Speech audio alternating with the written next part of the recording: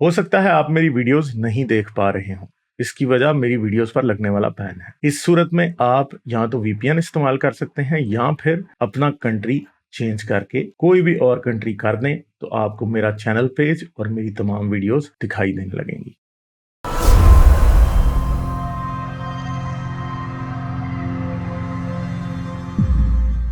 अच्छा जी, नईम नसीम को दोबारा ट्राई कर लेते हैं। Hello hello. जी सर। हेलो। हाँ जी, आपकी आवाज़ आ आवाज रही है कट गई थी। आपकी आ रही है। हाँ जी। कर। हम्म। अभी मैं आपसे मुझे आपसे नज़रियाती इख्तिलाफात हैं, तो मैं चाह रहा हूँ कि ज़रा मेरी उस पर डिस्कशन हो जाए, क्योंकि मैं डॉगमेटिक हूँ। मैं नहीं कह रहा कि मैं डॉगमेटिक नहीं हूँ। वो तो ऑब्वियस सी बात है, जो भी जिस भी रिलीजन को फॉलो करता है वो डॉगमेटिक होता है, इसमें तो कोई दो राय नहीं है। बट मैं फैक्ट्स पे भी बात करता हूँ कि मैं फैक्ट्स को मानता हूँ। तो अभी जैसे आप साइंस की बात करते हैं, कुरान की बात करते हैं कि जी मतलब कुरान में लिखा है कि हमने ज़मीन को बिछा दिया, कालीन की तरह बिछा दिया, और फिर चार कोनों की बात हो रही है। तो मतलब बाइबल में अब एग्जैक्ट मुझे याद नहीं है, अगर आपको याद हो तो आप मुझे करेक्ट कर दें कि अयूब की किताब में लिखा है कि ज़मीन गोल है और अपने महवर के गिर्द घूमती है। अब ठीक है, मुझे भी ये समटाइम मुझे भी ये फिक्शनल नहीं कहानियां लिखा, लगती हैं, बट नहीं लिखा, नहीं लिखा, नहीं लिखा। जबूर में अय्यूब में लिखा है। अय्यूब ना की ना किताब ना, है, मुझे कोई एग्जैक्ट ना हवाला ना, याद कोई नहीं है, नहीं, मैंने कोई नहीं पढ़ा हुआ है। लिखा जी। ना ना ना, कोई भी नहीं लिखा। चलो मैं नेक्स्ट नेक्स्ट टाइम आऊंगा, मैं आपको रेफरेंस दे आप, दूंगा। मैं अच्छा। आपको बता रहा हूँ नहीं लिखा, बल्कि उसमें एक उल्टी बात लिखी हुई है।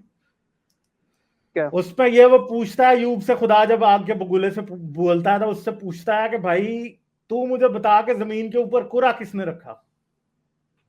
पता कुरा क्या होता है? अच्छा। कुरा वो जो सेमी सर्कल वो को कहते, डालते हैं। सेमी स्फेयर को कहते हैं, सेमी स्फेयर को। अच्छा। ये जमीन के ऊपर आसमान को रखने की बात हो रही है कि आसमान जो है वो एक पूरे की तरह, सेमी सर्कल की तरह, जमीन फ्लैट है और उसके ऊपर यूं रखा जाता है। ठीक है। अयूब की नहीं, किताब में बहुत मैं सारे ये ऐसे चीजें हैं जो कि साइंसी तौर पे अयूब और दानियल दोनों में साइंसी तौर पे मुकम्मल तौर पे गलत हैं, बल्कि बाइबल को झूठा साबित करते हैं। मैं आपको रेफरेंस बता दूंगा। खैर, फिर जबूर में अब भी लिखा रेफरेंस हुआ है कि लाइएगा। जमीन महीत है। जो क्लोजेस्ट बात उसमें लिखी हुई है, जिसको मैं भी जब क्रिश्चियन था कभी समझता था कि ये कोई बड़ी बात है, वो भी कोई हैरान कुन बात नहीं है। उसमें यह लिखा था कि जमीन गोया अंदर से खोलती हुई देग है। ठीक है। अच्छा। जमीन अंदर से गोया एक खोलती हुई देग है। ठीक है। हम्म। और वो तो जाहिर बात है, जिस किसी ने लावा देखा हो तो वो यही कहेगा जमीन अंदर से हम्म। खोलती हुई देग है। हम्म। ठीक है। ये है जो कि सबसे करीब बात है, कोई इसके अलावा कुछ भी नहीं है। बाकी मुझे दिखाएं आपके कहाँ लिखा है कि जमीन गोल है और अपने महवर पे घूमती है। कहीं भी नहीं लिखा। मुझे पता है, मैंने मैंने बाइबल खोल के पी हुई है, मुझे नहीं पता होगा। अच्छा, फिर जबूर की किताब में लिखा है कि जमीन महीत है। अब महीत का जो मैंने ट्रांसलेटर में देखा था तो वो लिखा है सराउंड। तो जमीन आ, मुहीत है का मतलब है कि लिमिटेड है। ठीक है। सराउंड, अब सराउंडेड का मतलब है कि उसे पानी ने चारों तरफ से घेरा हुआ है। तो जमीन के ठीक है। और पानी ये तो भी है। इतनी वेग बात है, ये भी इतनी मुबहम बात है कि इसका इस कुरान की तरह कोई मतलब नहीं निकाला जा सकता।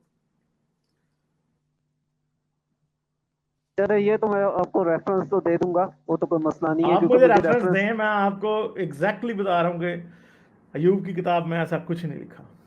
अयूब की मैं किताब जो है वो, जब मैं क्रिश्चियन था तो मेरी मेरी फेवरेट किताबों में से थी, और मैंने शायद अयूब की किताब को 100 दफा से ज्यादा पढ़ी हो शायद जिंदगी।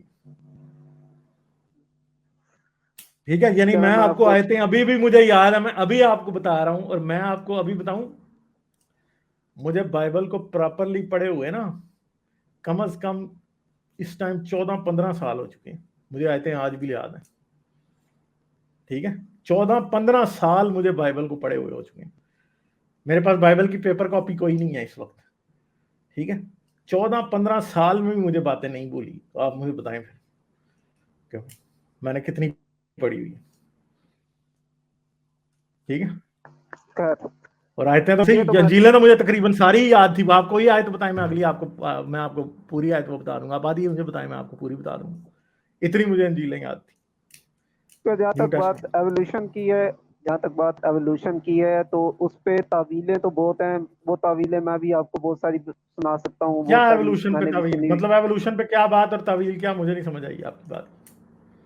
नहीं, मैंने कहा एवोल्यूशन पे तावीलें तो बहुत हैं जो हमें सुनी हुई हैं, मतलब ये नहीं कह रहा बाइबल में लिखी हुई हैं, तावीलें सुनी हुई हैं कि ऐसा है क्या या वैसा है। उस पे मैं नहीं, उस पे मैं डिस्कस नहीं करना चाहता, मुझे एवोल्यूशन को पता नहीं, झूठा मुझे बुरा साबित नहीं लगा। करने के लिए कि सच्चा साबित करने के लिए?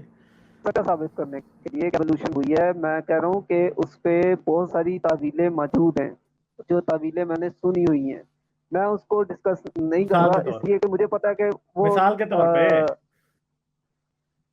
मिसाल के तौर पे कि मतलब जैसे एक दिन हजार दिन के बराबर है, तो खुदा ने मतलब ये जो कहा कि रोशनी हो जा, ठीक है। अब आपने जो बात की थी कि चौथे दिन खुदा ने सूरज बनाया था, तो खुदा ने पैदाइश की किताब में पहले वे बात में ही है कि खुदा ने कहा रोशनी हो जा। तो अब जो तावील करते हैं वो ये कहते हैं कि रोशनी हो जा का मतलब ही ये है कि खुदा ने उसी वक्त सूरज भी बना दिया था, चांद भी, सूरज बना दिया था, तो रोशनी हुई थी। उसके सूरज के बगैर तो रोशनी नहीं हुई। और उसको चौथे दिन जो है वो उसको मुकर्रर किया गया कि मतलब वो दिन और रात का फर्क वो जो बयान करें। तो फिर इसकी एवोल्यूशन की बात करें तो मतलब कि ये जो नहीं नहीं, अभी आप इस दरख्त हैं बात को या ही बताएं, पौधे। अभी मुझे, मैं इस बात पे बात करूं अभी के खुदा ने जी ये जी क्यों बिल्कुल। कहा कि खुदा ने आसमान की फिजा में दो लेयर बनाए? फिजा किसे कहते हैं? इस सॉरी। आयत में सिर्फ यही, इस ये शुरू जेनेसिस के चैप्टर 1 में जो मैंने गलती बताई है, जो बात आप बता रहे हैं उससे वो साल नहीं होती। दूसरी बात है, फिजा किसे कहते हैं? सजा, सजा कह हाँ, रहे हैं आप? सजा मतलब पनिश। फिजा किसको कहते हैं? जी।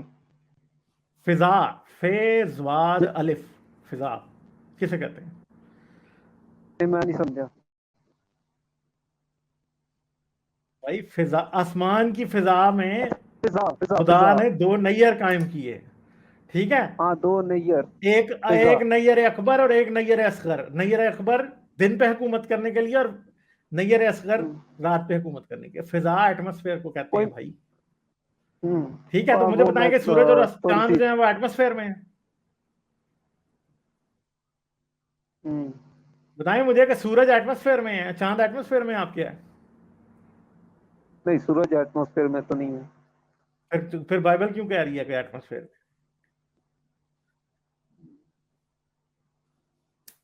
बताएं। अच्छा, अगली आप क्या बात कर रहे थे वो भी कर लें। अच्छा, वो मैं कह रहा था कि मतलब वो कि जी ये एक वक्त पे नहीं हुआ था, मतलब लाइक जैसे पौधे हैं, उसका मतलब खुदा ने जब कहा कि पौधे अपने जिन्स के मुताबिक फल और दरख्त पैदा करें, तो वो मतलब नेचुरली हुआ था। ऐसा नहीं हुआ था कि एकदम से पौधे आ गए थे, वो नेचुरली हुआ था।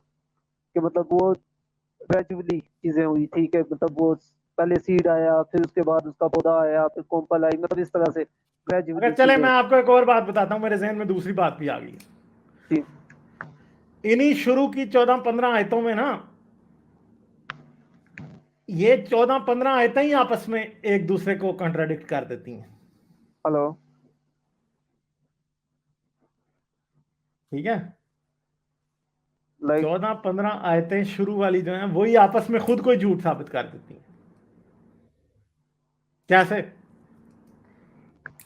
खुदा ने पहला दिन गिनना शुरू किया, दूसरा दिन गिनना शुरू किया, तीसरा, चौथे दिन खुदा ने जब आसमान और सूरज और चांद बनाए, तो खुदा ने यह कहा कि आसमान की फिजा में दो नैयर कायम किए ताकि दिनों, महीनों और सालों के इम्तियाज का निशान हो। ठीक है, समझ गए हैं? चले हम ये मान लेते हैं कि पहले 3 दिन जो है ना वो किसी और कैलकुलेशन के मुताबिक थे, और चौथा दिन जो था उस दिन खुदा ने दिनों, महीनों, सालों के इम्तियाज का निशान बना दिया। ठीक है, और इसके बाद वाले जो 3 दिन थे, अब मुझे बताएं कि वो अगर दिन और रात, दिन और साल और महीनों के इम्तियाज का निशान सूरज और चांद को बना दिया, तो अब मुझे ये बताएं कि फिर बाकी के 3 दिन किस सिस्टम के तहत थे? पहले जो दिन थे। तो यही तो बताएं ना, बाद के जो 3 दिन थे। ठीक है, तो आप कह रहे हैं ना कि पौधे जो हैं वो एक लंबे दौरानिये के दौरान बने। असल में बाइबल का जो चैप्टर है ना जेनेसिस का, उसको आप साबित नहीं कर सकते। अभी तो मैं पहले चैप्टर 1 की बात कर रहा हूं, फिर जब आप नूह पे पहुंचते हैं तो उससे भी बड़े प्रॉब्लम है। ठीक है, नूह पे जब आप पहुंचते हैं तो नूह वाला तो खाता ही बिल्कुल ही गोल है। वो तो एक तो ये दोनों ही कहानियां झूठ हैं, और ये दूसरों से मुस्तार ली गई हैं या दूसरों से चोरी की गई हैं, मेसोपोटामियन से, क्योंकि उनके पास ये कहानियां मौजूद थी। हालांकि आदम का जो वक्त है ना, वो आदम का जो नाम है वो भी आतन से निकला हुआ है। ठीक है, इधर आके वो आदम बन गया हुआ, उधर वो आतन था। दूसरी तरफ जो जो नूह है वो उतर पश्चिम है, एपिक ऑफ गिलगामेश में। और गिलगामेश की जो कहानी है वो बहुत ही पुरानी है। ठीक है, हाँ, गिलगामेश कौन था? गिलगामेश जो है वो तो एक मेसोपोटामिया की असातीरी दास्तान है, उनकी मजहबी दास्तान है। ठीक है, जिसमें गिलगामेश एक बादशाह होता है, और फिर वो दोजख में भी जाता है, वो जन्नत में भी जाता है। फिर वो जाके उस उतान पश्चिम से मिलता है। वो बंदा उतान पश्चिम वो होता है जिसे खुदाओं ने ये हुक्म दिया था कि वो एक कश्ती बनाए, क्योंकि खुदा जो थे वो जमीन पे सैलाब भेजने वाले थे। ठीक है, और आपको पता है कि मेसोपोटामिया का जो खुदा था मरदूक, उसकी जो सबसे बड़ी पावर थी वो सैलाब भेजना था, जिसे डेल्यूज कहा जाता है इंग्लिश में। ठीक है, तो ये तो सैलाब की कहानी कॉपी वहां से की गई है, क्योंकि उस देवता की ताकत ही सैलाब भेजना थी। मगर क्योंकि यहूदी जो थे उन्होंने भी कहीं ना कहीं से तो अपनी ओरिजिन की स्टोरी लेनी थी ना, तो उन्होंने फिर वही चीजें इंक्लूड की जो उन्होंने सुनी हुई थी।